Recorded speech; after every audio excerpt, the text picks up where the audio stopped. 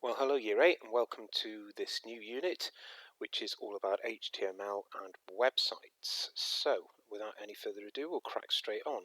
The idea of this unit is to understand what HTML is, and today you're going to spend a bit of time looking at source code of a website, the HTML itself, manipulate that code or have a fiddle around with it by finding text and changing it, which hopefully you'll have a lot of fun doing. So before we go any further, we really need to know what HTML actually is. What is it? Well, HTML is hypertext markup language. What does that mean, I hear you all saying? Well, unless you've come across it before, effectively it's the language for creating websites. And that's what we're looking at this unit. Now today we're just going to be playing around with what HTML looks like and having a bit of a mess with it. But over the course of the unit you're going to learn some of the basics of HTML and you're hopefully going to create your own website itself as well. So, next stage is we are going to have a look at some source code, and the first thing we're going to need to do is we are going to need to go to Microsoft Edge. We're not using Google Chrome today, various reasons for that which I'll not bore you with. Microsoft Edge is what we want. So the first thing we're going to need to do is open up Microsoft Edge, so we just click on the Windows button and open up a blank Microsoft Edge page. Now the next thing you're going to need to do is select a website. It can be anything you want. I've messed around with BBC News, which is quite a good one to have a little look at.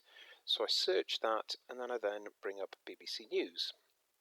And you can see it's quite a busy web page. Now the things we need to be aware of is that there are many elements to a web page. There can be video, there can be photographs, text, and also hyperlinks. You can see they light up blue. Now, today, mostly what we are going to do is mess around with the text within. Now, there's a number of ways that you can look at the source code, but the easiest one for us is to just right-click, and the menu that pops down will say View Source. And if I click on that, you can see to this side, this pops up here. And what we need to do is we need to click on Elements. And then you can see what looks like a huge amount of gobbledygook appears here, which is really quite confusing if you don't know what HTML means. You can see it's all in different colors. So that doesn't really help us in terms of having a bit of a mess around with the text itself. However, there's an easier way of doing things. So if I just close that, instead of looking for the source code, what I can do is I can pick something that I want to change. So if we scroll down, we can see Lewis Hamilton won the Formula 1, and I'm sure Mr. Robson will have been delighted about that. But if I right-click on the heading, I can then go Inspect Element, and this pops up. Now you'll see it's highlighted in blue here, and underneath you can see the text.